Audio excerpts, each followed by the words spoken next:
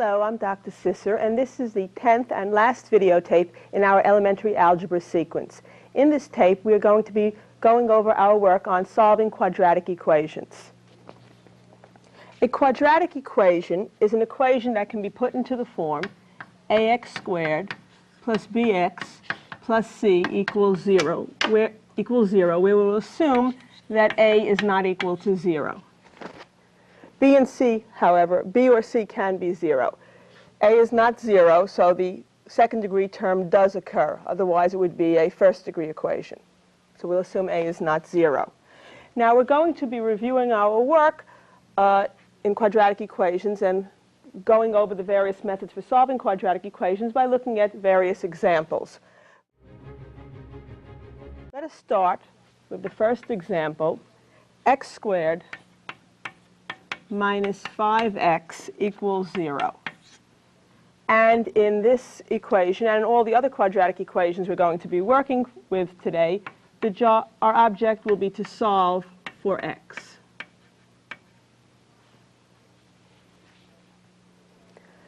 Now, this is a particularly simple quadratic equation to solve because c is equal to 0. There is no constant term. Since there is no constant term, both of these terms have an x in them, and we can factor out the x and get x times x minus 5 equals 0. Checking this, x squared minus 5x equals 0, which puts us into a position that we have, say, r times s equals 0. Okay, product of two quantities equals 0. And the important thing of knowing that a product of two quantities is equal to 0 is that this implies that r equals 0 or s equals 0. If I know the product of two quantities is 0, then either the first quantity is 0 or the second quantity is 0. Now, what makes this special is 0. I can't do that if the product, for example, of two numbers was 12. I don't know, for example, that the first number is 12 and the second is 1. Perhaps the first is 4 and the second is 3, and there are, of course, many, many possibilities.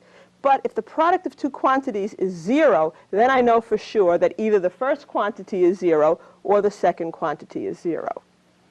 Bearing that in mind, since we have the product of two quantities here equal to 0, this tells me that either the first quantity, x, equals 0, or x minus 5 equals 0. Either r equals 0 or s equals 0. If x minus 5 equals 0, this leads us to x equals 5. So we have two possible solutions, x equals 0 and x equals 5, and we really should go back to the original equation and check. For example, if x equals 0, 0 squared minus 5 times 0 is equal to 0, so this checks out. And if x is equal to 5, 5 squared minus 5 times 5, 25 minus 25 is also equal to 0. So they do check out, and we have found the solution for this equation, the values of x, that if you substitute into this equation, make it a true statement. X equals 0 and x equals 5. For our second example, let us solve the following quadratic equation for x. X squared minus 5x equals 6. Now, as I mentioned earlier, there is nothing special about the number 6 the way there was about the number 0. When we had the product x squared minus 5x equal to 0, then we could factor and say the product of two numbers is equal to 0, so either the first number is 0 or the second is 0. We cannot simply say x times x minus 5 equals 6 and say, well, and the first number is 6 and the second is 1, or the first is 3 and the second is 2. Okay?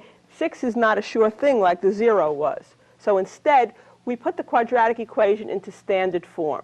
That is, we put everything onto one side equals 0. The standard form for the quadratic equation is this form over here. ax squared plus bx plus c equals 0. Everything should be on one side equal to 0. So therefore, we will subtract 6 from both sides of this equation and get x squared minus 5x minus 6 equals 0. All right, we can now use what we know about factoring to factor the trinomial x squared minus 5x minus 6. We are looking for two numbers which multiply to minus 6 and add to minus 5. Two numbers which multiply to minus 6 and add to minus 5. And they are minus 6 and plus 1. Multiplying to minus 6, but adding to minus 5. Now we can check this factoring using FOIL. First, x squared, outer plus 1x, inner minus 6x, giving us the minus 5x, and finally last, minus 6. We have now put this quadratic equation in the form r times s equals 0. And since we have it in that form, we know therefore that either x minus 6 equals 0 or x plus 1 equals 0. This leads us to x equals 6, and this leads us to x equals minus 1 after we subtract 1 from both sides of the equation. Okay, let us now check each of these answers by going back to the original equation.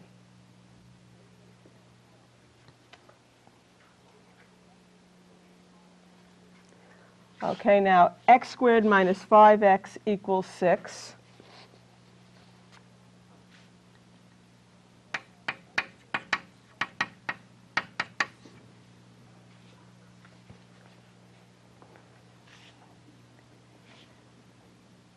If x equals 6, we get 6 squared minus 5 times 6 should be equal to 6. 36 minus 30 should be equal to 6. 6 equals 6. It checks out. So I now know that x equals 6 is an answer, and I'll box that in. And we'll now go on to the other side and check x equals minus 1 back in the original equation. X squared minus 5x equals 6. Minus 1 squared minus 5 times minus 1 should be equal to 6. 1 plus 5 should be equal to 6. And of course, 6 equals 6. And therefore, I will box in the other answer. We have two answers to this quadratic equation, x equals 6 and x equals minus 1.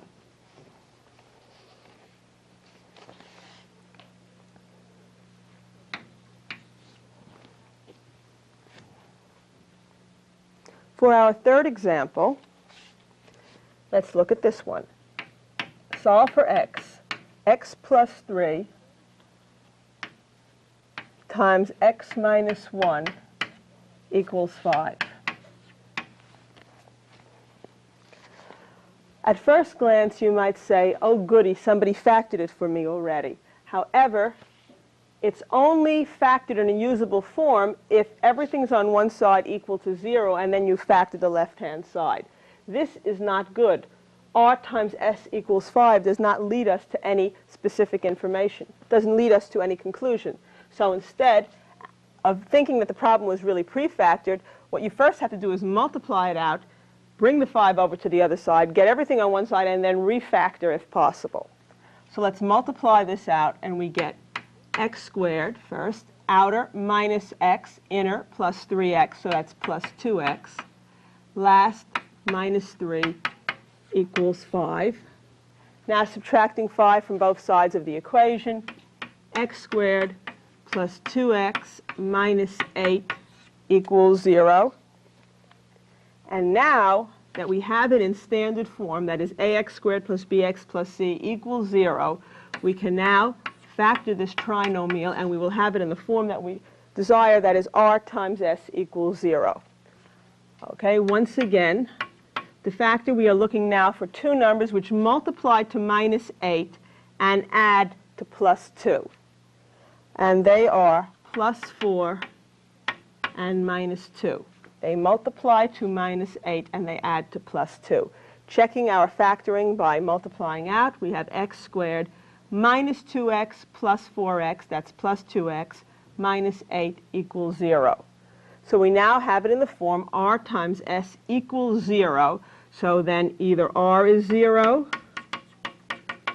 or s is 0, leading us to x equals minus 4 or x equals 2. And you should go back to the original equation and check each of these. If you plug in minus 4 plus 3 is minus 1. Minus 4 minus 1 is minus 5, and you have minus 1 times minus 5 does give you plus 5. And if you plug in the 2, 2 plus 3, 5, times 2 minus 1, 1, 5 times 1 also checks out. So we have two solutions to this equation. All right, in our next example, we'd like to solve the following equation for x. 8 over x plus 2 minus 3 over x equals 1/2. At this stage, we're not sure what kind of equation we have. We know we have fractions, however, and we have learned in our previous work in solving fractional equations that the best thing to do would be to try to eliminate fractions. In other words, we'd like to multiply both sides of this equation by the correct quantity, one which would eliminate all fractions in the equation. Okay? And in this particular problem, what we're going to do is multiply both sides of the equation by 2 times x plus 2. In this particular problem, the best that we can do is to multiply both sides of the equation by the product of the denominators. Okay, so each term is going to be multiplied by 2x times x plus 2. Let's see what we get. It's going to be 2x times x plus 2 multiplying first 8 over x plus 2, and then minus, then the 2x times x plus 2 will multiply the 3 over x, and then finally the 2x times x plus 2 will multiply the 1/2. Okay, don't get sloppy and just think you can cancel, for example, the 2 here or the x there. Each term is going to be multiplied by the entire expression 2x times x plus 2. Okay, now, over here, in this first part, we can cancel the x plus 2's, divide numerator and denominator by x plus 2. In this second term here, we can cancel the x's. And over on this side of the equation, we can cancel the 2's.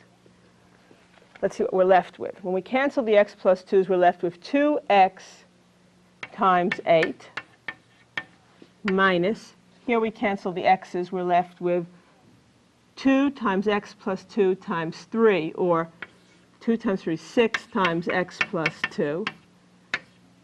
And over here we've canceled the 2's and we're left with x times x plus 2. Okay, let's see what we have. 2x times 8, that's 16x. Now, we have to distribute the minus 6 through the parentheses. So, minus 6x, and the minus 6 times the plus 2 is minus 12, equals, now distribute the x through the parentheses. X times x, that's x squared. X times 2, that's 2x. Okay, 16x minus 6x, that's 10x, minus 12 equals x squared plus 2x. And let us bring everything over to the right side of the equation. So we can subtract 10x from both sides of the equation. And I'm also going to add 12 to both sides of the equation. And this will give me 0 on the left side equals x squared minus 8x plus 2x minus 10x, that's minus 8x plus 12. 0 equals x squared minus 8x plus 12, or x squared minus 8x plus 12 equals 0.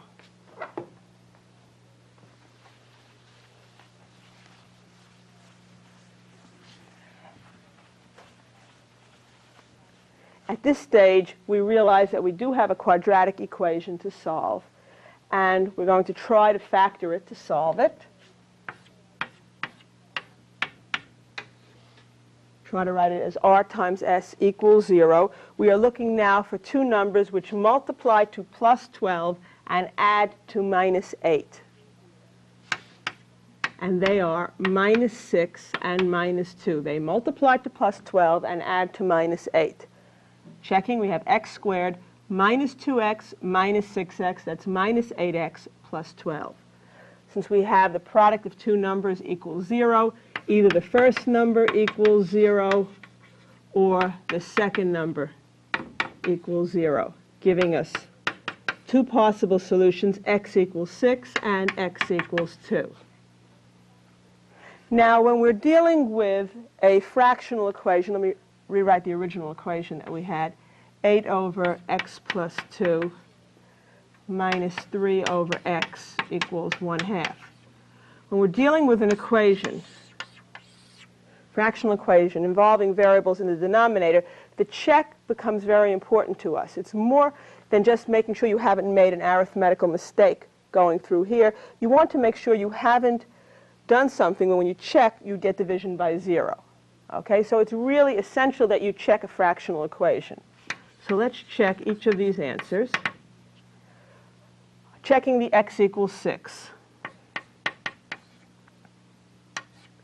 We would get 8 over 6 plus 2 minus 3 over 6 should be equal to 1/2. 8 over 8, that's 1, minus 3 6 minus 1/2 should be equal to 1/2, and of course that does check out. So x equals 6 is an answer. Now let us also check the x equals 2 in the original equation. We get 8 over 2 plus 2 minus 3 over 2 should be equal to 1/2. 8 over 4, that 8 over 4 is 2, minus 3/2 should be equal to 1/2, but 2 is really 4/2.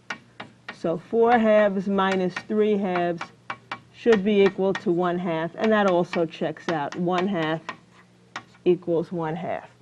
So that x equals 2 is also an answer to this quadratic equation. So we have two possible answers here. Just going back to the beginning to review what we've done, we started off with a fractional equation. Actually, at this moment, we weren't even sure what kind of an equation, except for the fact that it had fractions. And as with all fractional equations, our main goal was to get rid of those fractions, which we accomplished by multiplying through by 2x times x plus 2. When we did multiply through and clean things up, then we noticed that we had a quadratic equation which could be factored. It was in standard form, everything on one side equal to 0. We factored it. We got two possible solutions, and then we went on and checked each of the solutions, and they each checked out. For our next example, we have x squared minus 9 equals 0. This is a little different from some of the other ones that we've been working out in that we do not have an x term. In other words, if you think of the quadratic equation in standard form as ax squared plus bx plus c equals 0, for this particular quadratic equation, b is 0. Okay, now in this problem, we could actually solve by factoring if you wanted to. You could factor x squared minus 9 into x plus 3 times x minus 3 equals 0, giving us two possible solutions, x equals 3 and x equals minus 3. And actually, they both check out, giving you 9 minus 9 equals 0. However, since we were missing the b term, there's actually an easier way to solve this. When you have a quadratic equation that's missing the first degree term, the x term, what you can do is transpose the constant to the other side. In other words, add 9 to both sides, and solve this quadratic equation by taking square roots. Take square roots of both sides. X will be plus or minus the square root of 9 or plus or minus 3. Okay, so it's a little more direct, and it was open to us, this option, because of the fact that the b term was equal to 0. Now, I don't want to mislead you into thinking that all quadratic equations have solutions. If this quadratic equation had been, instead of x squared minus 9 equals 0, x squared plus 9 equals 0, and we tried this, we would subtract 9 from both sides. We'd have x squared equals minus 9. And then we cannot take square roots because we cannot take the square root of a negative number. This problem has no real solutions.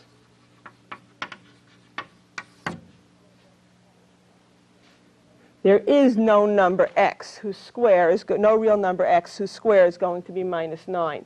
If x is positive squared, it'll be positive. If it's negative squared, it'll still be positive. And if it's 0 squared, it'll be 0. So we cannot square a real number and get a negative. Okay, so I can't promise you that all quadratic equations are going to have solutions, although the ones we've worked out so far did in fact have 2 each. It could be that there are no real solutions to a quadratic equation. So just to remember that this can occur. But in general, if b is missing, an easy way to solve the quadratic equation is to put the constant over to the other side and simply take square roots of both sides.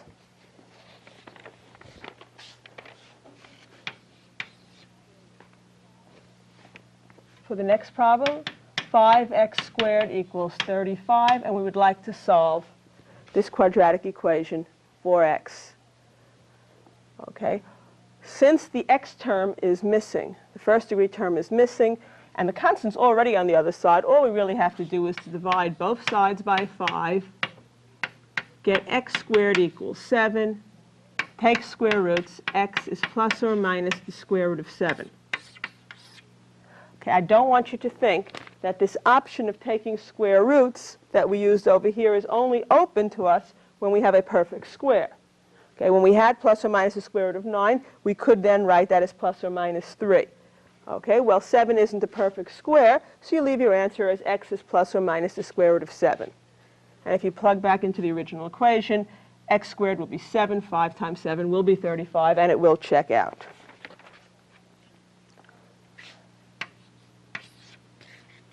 For our next example, let's try the following. Suppose somebody gives you a quadratic equation that looks like this. X minus 2 quantity squared equals 6. Okay, now you could expand this and put this into standard form, bringing everything over to one side, but you can, an easier way would be to use this technique of taking square roots. We have a perfect square on the left side. That's really what we must have in order to use the square root method. Like we had x squared equals 7. I don't care if the right side's not a perfect square, but the left side has to be a perfect square. And if we have that, then we can take square roots of both sides, giving us x minus 2 is plus or minus the square root of 6, taking square roots of both sides, and then adding 2 to both sides, x is 2 plus or minus the square root of 6. And to realize that this means that there are actually 2 solutions, x equals 2 plus the square root of 6, and x equals 2 minus the square root of 6. And we can go back to the original equation and check this out. 2 plus the square root of 6 minus 2 is the square root of 6 squared gives you the 6. And similarly for the other side.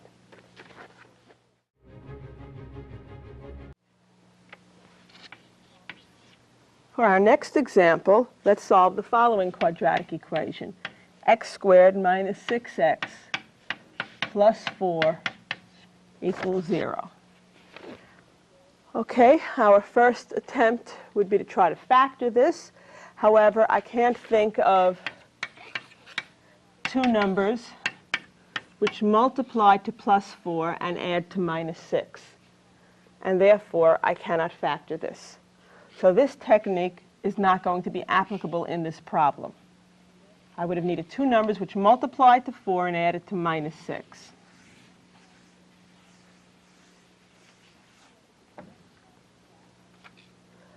Okay, if I can't do that, I'm also notice that I have the first degree term, so I can't just do this by taking square roots.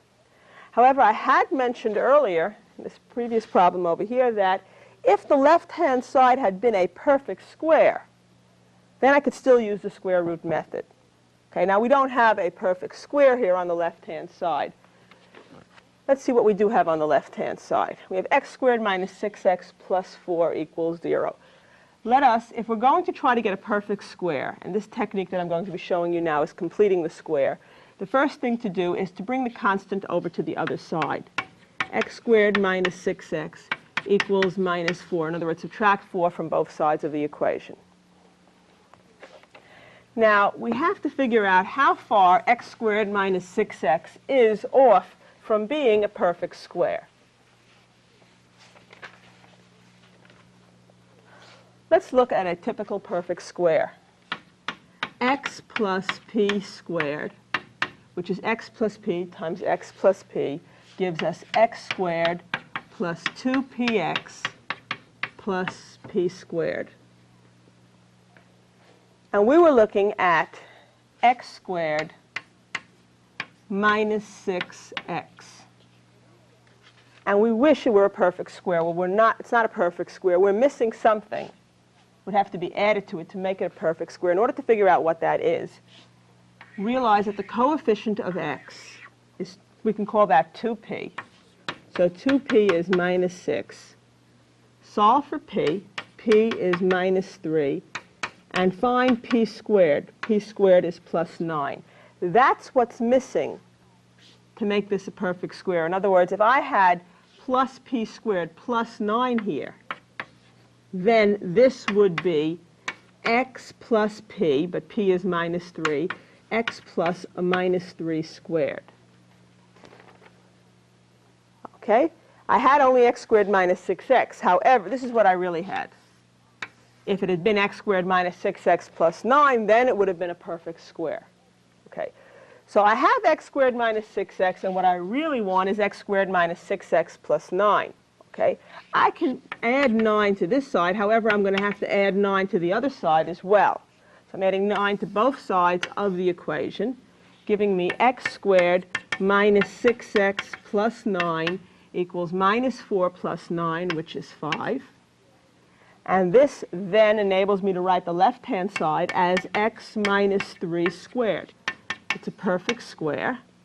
And now I can proceed as I did in the previous problem by taking square roots of both sides, giving me x minus 3 is plus or minus the square root of 5, and x is 3 plus or minus the square root of 5. So there are two possible solutions, assuming they check out. X is 3 plus the square root of 5, and x is 3 minus the square root of 5.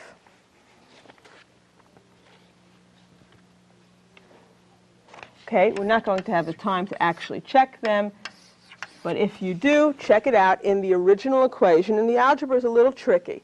Okay, it will work out. So 3 plus or minus the square root of 5. Now, just going over what we did here. We had x squared minus 6x. We want to figure out what number to add to make it a perfect square.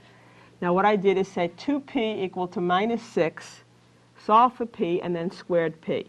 Basically, what you do is you take half the coefficient here, square it, and that's what you're missing. Half of the minus 6 is the minus 3, square it, 9, and that's what has to be added on.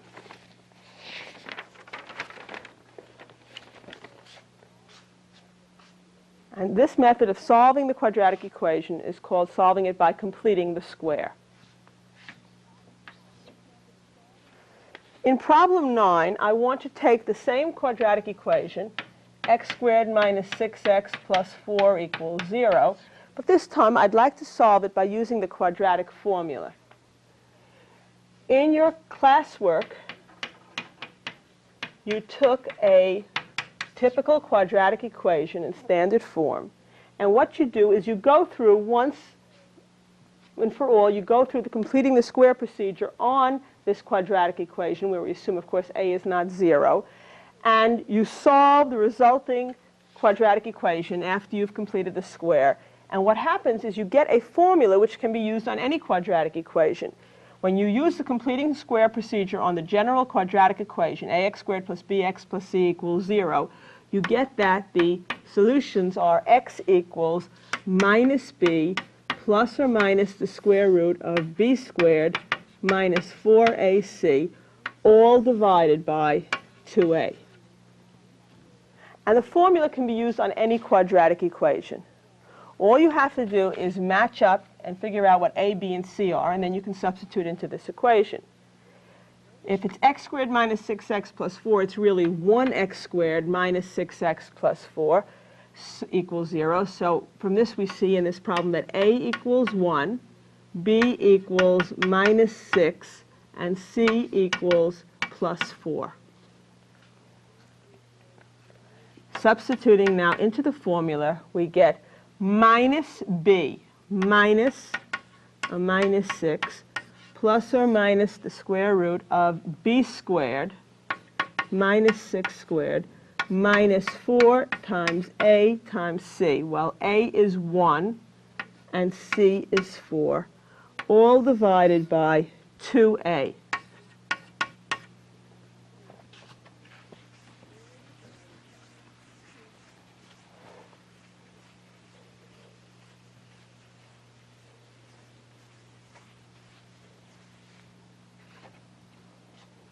All right, let's see what we get.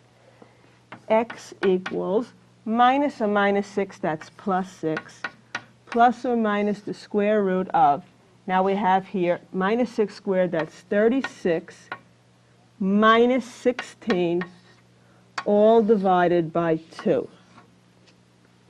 Let me just rewrite that up here. We have 6 plus or minus the square root of 36 minus 16 all over 2. So that gives us x equals 6 plus or minus the square root of 36 minus 16, that's 20, all over 2. And we can do some simplification here.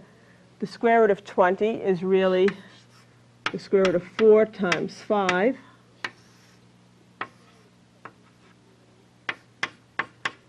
And that can be written as the square root of 4 times the square root of 5.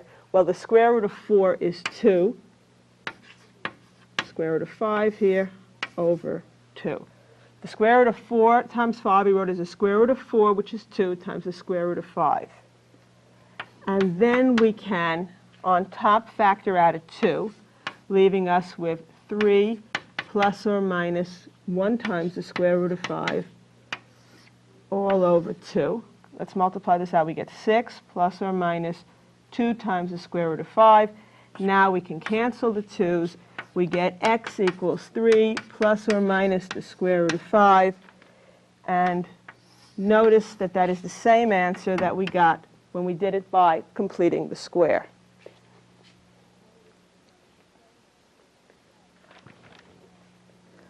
So any quadratic equation. Okay, we took this quadratic equation, we first solved it by completing the square, figuring out what we needed to add on to make it a perfect square and taking square roots of both sides. Okay, we then took the same problem and solved it by using the quadratic formula. The quadratic formula is derived by using the technique of completing the square on the general quadratic equation. All you have to do is determine a, b, and c and to substitute into this equation. Remember that it's everything over the 2a. And when we finished the algebra, we finished the arithmetic here, we wound up with the same answer using the formula as we did with using the technique of completing the square.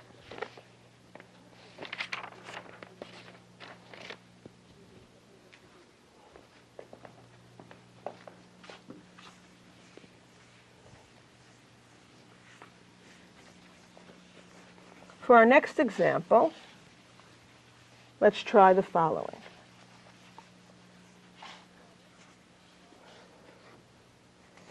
Solve this quadratic equation. For x, we have 5x times x plus 2 equals x plus 3 squared.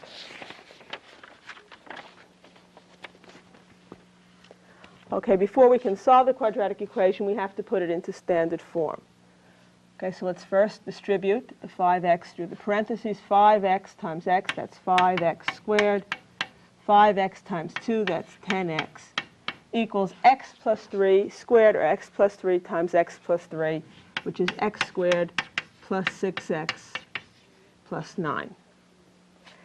Let us now bring everything over to one side, equals 0, so we can subtract x squared from both sides and subtract 6x from both sides, giving us 4x squared plus 4x equals 9. Now, if you're going to do this by the quadratic formula, you'll bring everything over on one side equal to 0. If, however, you're going to do this by completing the square, then it's better to leave the constant over to the other side. However, to use a technique for completing the square, it is important that you have 1x squared. The lead coefficient should be 1. Since the coefficient here is a 4, we're going to start to do this by completing the square by dividing both sides of the equation by 4, which means each term will get divided by 4. This will give us x squared plus 1x equals 9/4.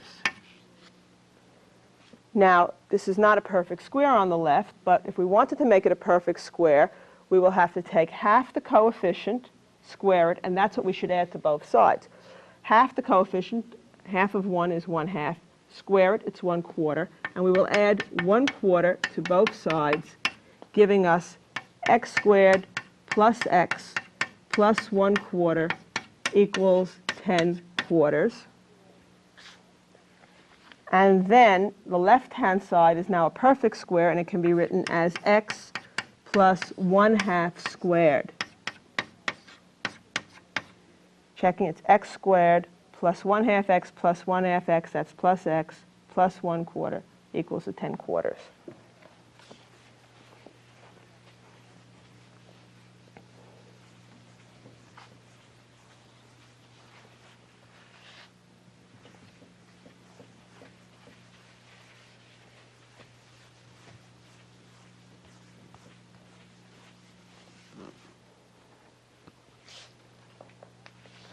Okay, from x plus 1/2 squared equals 10/4, we'll take square roots of both sides. X plus 1/2 equals plus or minus the square root of 10/4, or x is equal to minus 1/2 plus or minus the square root of 10/4. But the square root of 10/4 can be written as the square root of 10 over the square root of 4, and the square root of 4 is 2. So we get two solutions. They can be checked. X is minus 1/2 plus the square root of 10 over 2, and minus 1/2 minus the square root of 10 over 2. Let's try the same example using the quadratic formula. After this point, in other words, we had 4x squared plus 4x equals 9. I'm not going to go through that simplification again. We had 4x squared plus 4x equals 9, or 4x squared plus 4x minus 9 equals 0. To do it by the quadratic formula, we have to match it to ax squared plus bx plus c equals 0. From this, we can read that a equals 4, b equals 4, and c equals minus 9. We now substitute into the formula x equals minus b plus or minus the square root of b squared minus 4ac over 2a. X is minus b minus 4 plus or minus the square root of b squared, 4 squared, minus 4 times a, which is 4, times c, which is minus 9, all over 2a, a being 4. That gives us minus 4 plus or minus the square root of, now we have 16 for 4 squared, plus it's a plus here because we have a minus and a minus, so it's plus 16 times 9, which is 144, all over 8. X is minus 4 plus or minus the square root of 144 plus 16, that's 160, all over 8.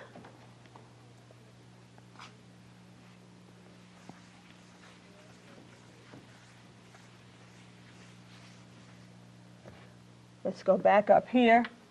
X equals minus 4 plus or minus the square root of 160 all over 8 minus 4 plus or minus. Now, 160 can be written as 16 times 10. So the square root of 160 will be the square root of 16 times the square root of 10. The square root of 16, that's 4. The square root of 10, written that way, all over 8. And we can factor out a 4 on top, giving us minus 1 plus or minus the square root of 10, and factor out a 4 on the bottom.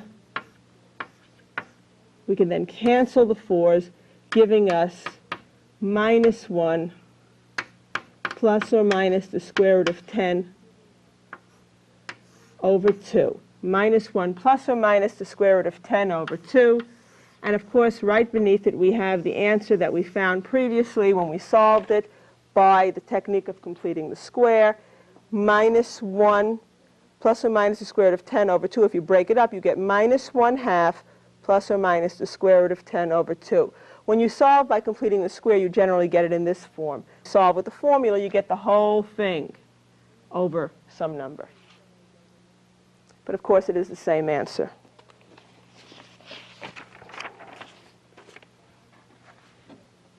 Now, when faced with a quadratic equation, you might wonder which technique should you use. Should you factor? Should you complete the square? Should you take square roots? Should you use the formula?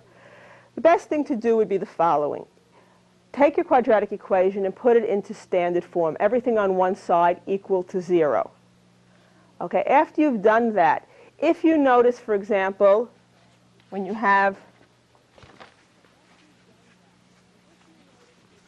everything on one side equal to 0,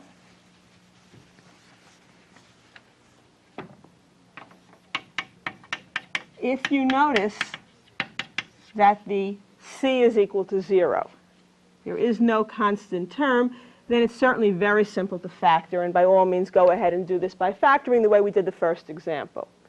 If you notice that there is no x term, in other words, b is equal to 0, then the easiest way to solve this is by taking square roots. Transpose the constant and take square roots of both sides of the equation if you can. If neither b nor c is equal to 0, look and see if you can possibly factor it. If the factors are not immediately obvious to you, drop that idea and go on and do it by the quadratic formula. Minus b plus or minus the square root of b squared minus 4ac over 2a. So I would try first to see if I can factor, but don't spend a long time on it. If you can't factor it, probably just best going into the quadratic formula, unless you absolutely love the technique of completing the square, in which case you can be my guest. As you can see, you do get the same answer regardless of which method you use. And that brings us to the end of this tape.